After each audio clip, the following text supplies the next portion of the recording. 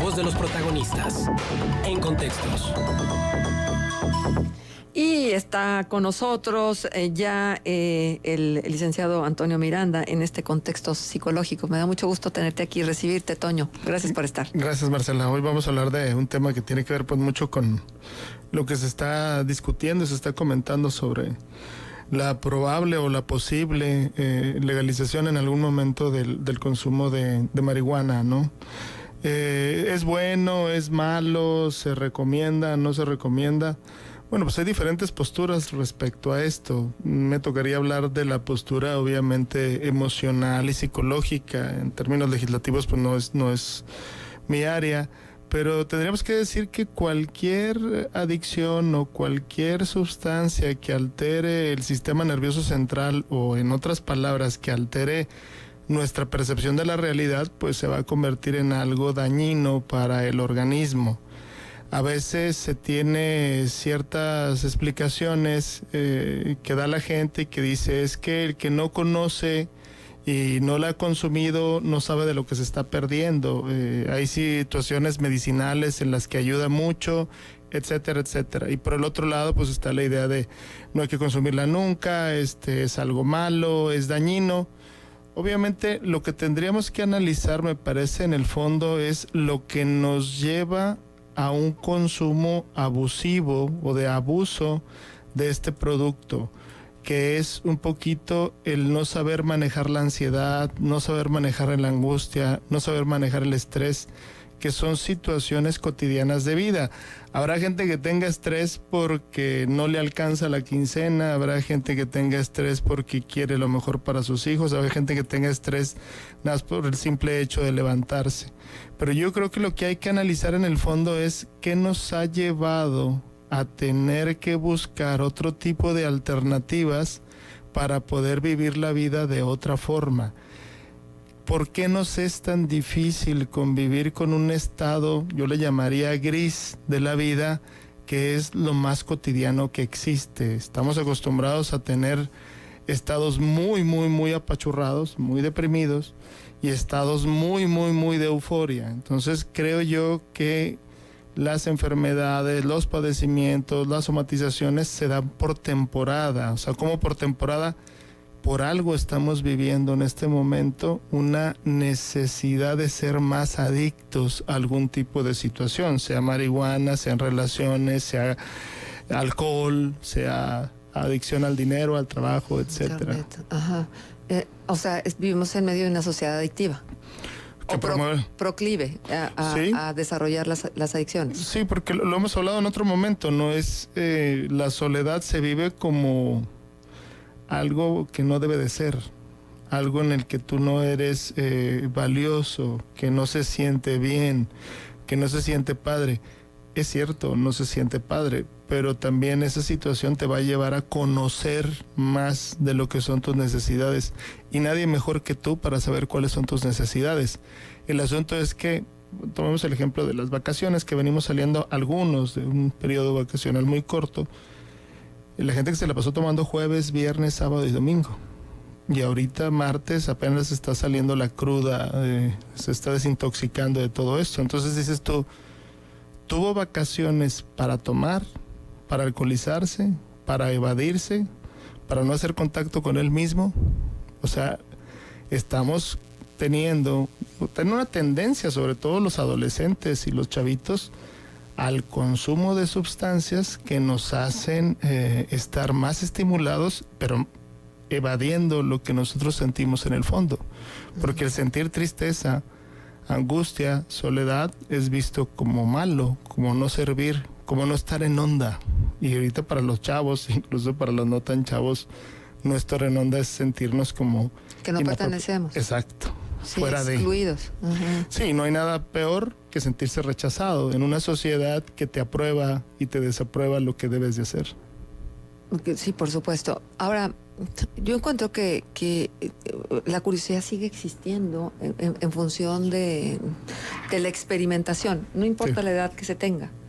Sí. No, y esto es recurrente, porque finalmente todo mundo queremos llegar al Shangri-La, ¿sí? Y no necesariamente con el trabajo proactivo Sí. y el desarrollo de ti como persona, Sí. sino a través de estas puertas falsas que luego se van abriendo.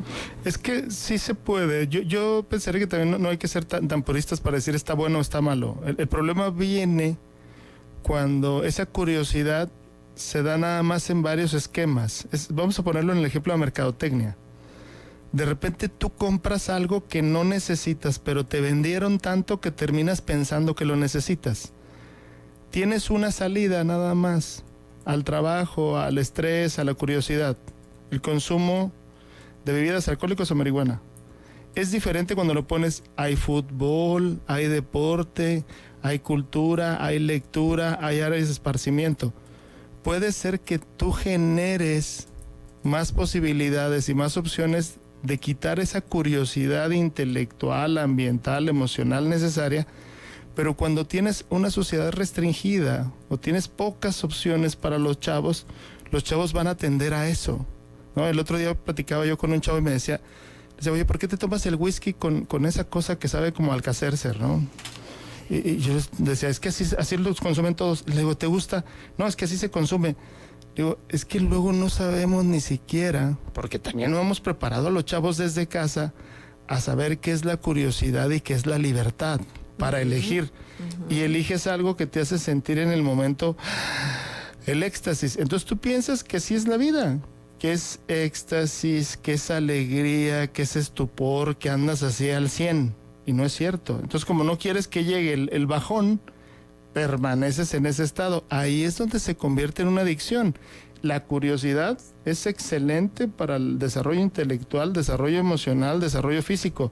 Pero cuando tú nada más haces una cosa, pues terminas teniendo una adicción, ¿no? Sí. Toño, bueno, tengo varias preguntas para ti. Sí. Bueno, una que no tiene que ver con el tema, pero que es interesantísima y que por supuesto la vamos a tomar. Pero antes, esto otro, porque hay una inquietud seria de saber si alguien se droga a simple vista, es decir, ¿hay características de los drogadictos? Claro, ¿no? Sobre todo, dependiendo de la sustancia, son las manifestaciones, los síntomas, las señales que están ofreciéndote y te las están gritando además. Sí, claro. Hay que entender bueno, que el chavo que está en esta situación está pidiendo ayuda. Ajá. Nada más que el adicto. Hay una manera de pedir ayuda, pero los síntomas son muy claros luego. Que la gente tiene que ver mucho, así como la bulimia y la anorexia tienen que checar las uñas. Aquí es mucho que la persona no permanezca mucho en el baño, el cansancio, el olor. Yo diría que si me preguntan, ¿cuál sería lo más fácil? La persona dura mucho tiempo encerrada y tiene un olor típico. La coloración de los ojos, o sea, los ojos rojos, y sobre todo que la persona anda en otro estado, en un estado diferente. El problema aquí con los papás es que lo ven y lo pasan de largo. O sea, dicen, no pasa absolutamente nada. Es normal, está adolescente, pero allí hay que intervenir desde el principio y entender lo que está mandando el mensaje el chavo en el fondo. Yo no tanto me iría a las características, sino lo que hay en el fondo. No hay esa comunicación y no hay esa capacidad de poder informarle a la gente que algo le está pasando. Nadie se mete en las drogas nada más, te metes por curiosidad, pero nadie permanece por curiosidad, permanece por una necesidad adictiva, que hay un vacío que tendríamos que ver a qué corresponde ese vacío. Exacto. Ahora, si hay inquietud de saber si los hijos, si un familiar, si los alumnos pudieran en algún momento dado estar consumiendo drogas, bueno, con los alumnos es un poco más delicado porque tienes que respetar absolutamente sus decisiones y tienes que consultarlo con los padres, pero hay antidopings que por ejemplo, con un cabello le puede seguir el rastro del consumo semanas atrás. Sí. ¿No? Entonces es muy sofisticado ya y no hay manera como de darle la vuelta. Y sí es importante enterarnos. No hagamos como que no pasa nada. Sí, claro. No hagamos como que se le va a pasar, como que es una ventolera de juventud. No, sí. Tenemos que abordar el tema. Y bueno, te decía que Flor Gómez nos lleva a otro tema. Me parece muy interesante porque además lo platicamos un poco antes de empezar esta conversación al aire. Toño dice, excelente que esté el psicólogo en contextos. Una pregunta que tengo es ¿qué interpretación le da a la forma de reír y actuar de Duarte al ser capturado? ¿Era risa de nervios o de cínico o de qué? No, hay una respuesta, no sé si se acuerdan de esta sonrisa de la Barbie. Sí, claro. Cuando lo capturaron y era una sonrisa pedante, especial. Obviamente es una sonrisa del que no tiene problemas con la autoridad. Bueno, obviamente sí lo tiene, pero es el que está ayudado de alguna forma, es alguien que se siente como protegido. No, digo, es la interpretación a la distancia. Se habla de que se pactó para que no la esposa no tuviera nada que ver, etcétera, etcétera, etcétera. Pero la reacción de él, pues obviamente es evasiva, es burlona, y es como diciendo, no me está pasando nada. Habrá que ver si en el fondo es una defensa por los nervios o la angustia, como la gente lo decimos comúnmente, por los nervios, o realmente es una actitud más narcisista de decir, a mí no me pueden hacer nada, a mí me vale esto, yo he hecho lo que he querido. Hay que ver el contexto, pues es un tipo que pues le daba agua a las personas con cáncer, ¿no? Entonces, estamos hablando de un nivel de hay una prepotencia más alto. sociopatía, sí, claro, manifiesta. Claro. Porque digo, el sociópata no nada más es el asesino en serie, aunque él asesinó la esperanza de muchos en Veracruz, asesinó también a quienes no recibieron los tratamientos adecuados, claro. O sea, de manera indirecta, pero finalmente ahí hay un acto alevoso, sí, y un acto que merecería ser castigado hasta sus últimas consecuencias. Pero esa risita luego se malinterpreta porque dices, bueno, esa risa es de me siento seguro, voy tranquilo, sí, me protegen. El símbolo más sencillo, el signo más sencillo es no me importa, que esa es la característica del sociópata. El sociópata tiene, el número uno es no hay empatía, o sea, me vale lo que haya pasado. Entonces sí es una sonrisa, mira, hay un elemento que se dice mucho en terapia que se llama transferencia, que es lo que te hace sentir el paciente. Hay pacientes que te hacen sentir miedo, otros mucha empatía. Hay que preguntarle a la gente, ¿qué le hace sentir esa sonrisa? Pues está totalmente inadaptada. O sea, no te hace sentir como coraje, decir, a este le vale. Y la realidad es que pues le valió 6 años, ¿no? Claro. Entonces, pues sí, hay elementos para pensar eso. Pregunta Luisa, pues habrá que indagar, ¿no? ¿Una persona como Duarte tuvo problemas familiares de pequeño para ser así? Definitivamente. Sí, o sea, se puede rastrear como la huella de la familia en tu carácter, en tu forma de ser, en tu forma de reaccionar, en tus aspiraciones, etcétera. Sí, somos seres humanos biológicos, psicológicos y sociales. Hay una parte biológica que mucha gente dice en los genes. Está la parte social, que es el aprendizaje en un sistema corrupto. Claro. Pero el sistema familiar también ayuda mucho. Seguramente es una persona que no tiene límites, que hizo lo que quiso, o es una persona, a mí me parece más bien que en el fondo es como acomplejado. Déjame preguntarte algo, porque también está ahí.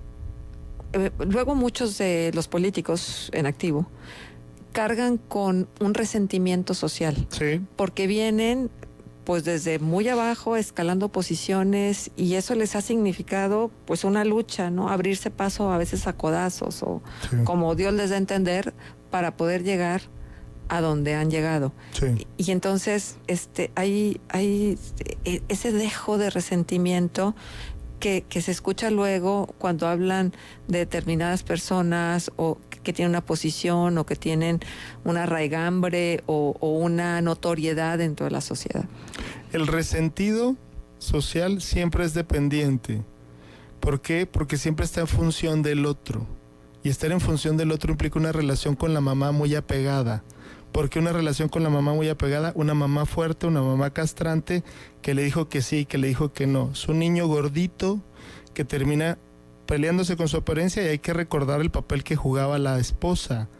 Sí merezco abundancia. O sea, el papel de la esposa era preponderante. Incluso cuando se habla de la captura de él y que dice que se pactó a la esposa, sí suena muy lógico porque él está muy apegado a la figura materna. Si yo creo que le rascamos a la historia, desconozco la historia de Javier Duarte, tendría que ver con una mamá castrante y una mamá que no lo peló. A lo mejor una mamá, él tuvo a lo mejor muchos hermanos, no lo sé, estoy haciendo una hipótesis, pero tiene características. Todo resentido social es que tuvo broncas con la mamá o broncas con el papá, porque el papá no le fortaleció la autoestima. Y esto no tiene nada que ver, o sea, no tiene nada más que ver con que el papá sea así, sino que tú percibas a tu papá así. Sí, y el resentimiento social no tiene nada más que ver con la riqueza o la pobreza. No, con lo intelectual. Ya. Bien interesante. Y Gracias. vamos a seguir por este tema, ¿no? Escudriñando un poco más, porque de verdad está súper interesante lo que podemos al concluir después de escuchar la voz de un experto como Toño Miranda. Gracias, Toño. Gracias. Un punto de contacto para el público. Sí, como no, el teléfono es 204-7113. Gracias. Vamos a la pausa, regresamos enseguida.